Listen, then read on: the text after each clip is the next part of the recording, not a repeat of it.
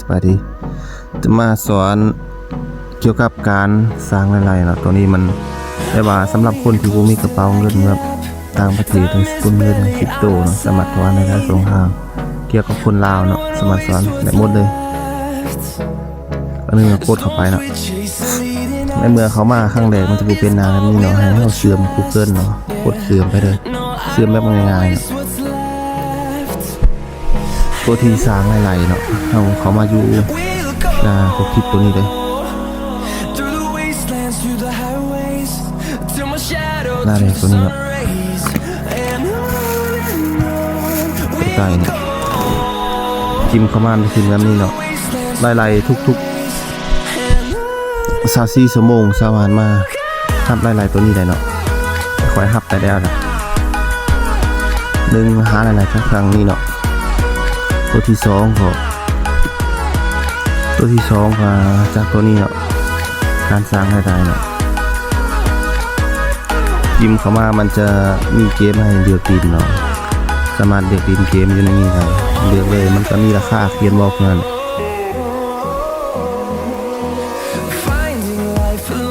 นี่เนาะจะมีราคาเขียนบอกถ้าอยากดินก็กดจิ้มเข้าไปได้เนาะแล้วก็เพิ่นจะบอกวิธีเนาะว่าที่ทำไรจะได้รับเงินเท่าไรจังไดเนาะลงทะเบียนแล้วจะได้รับอยู่700 เหรียญเนาะตรงนี้แล้วก็รับ50,000 เหรียญแล้วก็หาเงินในนี่ให้50,000 เหรียญเนาะได้รับเงินอยู่ที่30 เท่าเหรียญคอยเนี่ยต้องมีหลายแอปสามารถเด็ดมาเลยแล้วก็รายได้ที่2จากตัวนี้เนาะทั้งหมดนี้มันตัวสร้างรายได้หมดเลยตัวนี้เป็นตัวตอบคำถามเนาะ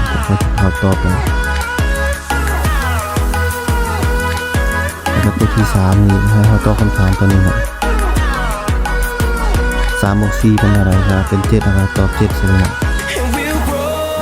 ถ้าเป็นที่นะโฆษณาใช้ต้องหาเป็นมันจริงมันอะไรครับพี่น้องปัญหาก็คือมันลด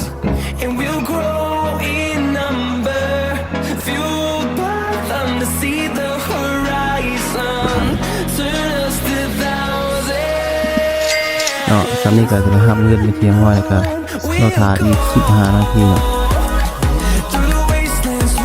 แล้วก็ตัวนี้กับตัวสร้างอะไรที่กันเป็นการหมุนวงล้อเนาะมันจะใส่เหรียญตัวนี้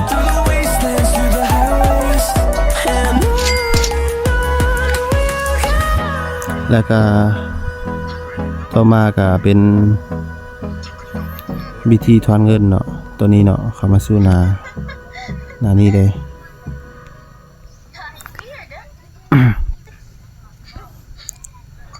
แล้วก็ทั้งหมดนี้จะเป็นแบบถอนเงินเนาะตัวนี้เนาะสามารถถอนเอาหลาย2 ทางสามารถเลือกถอนผ่าน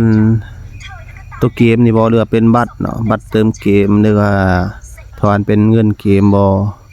มีเกม PUBG พี่พายแล้วก็ถอนเป็นเข้ากระเป๋าเนาะแต่ละกระเป๋านี่มันก็มีครบอยู่เนาะตัวนี้บ่หรือว่าเข้าไปแน่นบ่หรือว่าเข้าฟรีไฟร์หรือว่าแอปเกมต่างๆเนาะมีรูบ็อกพร้อมหรือว่าโมบายเจนพร้อม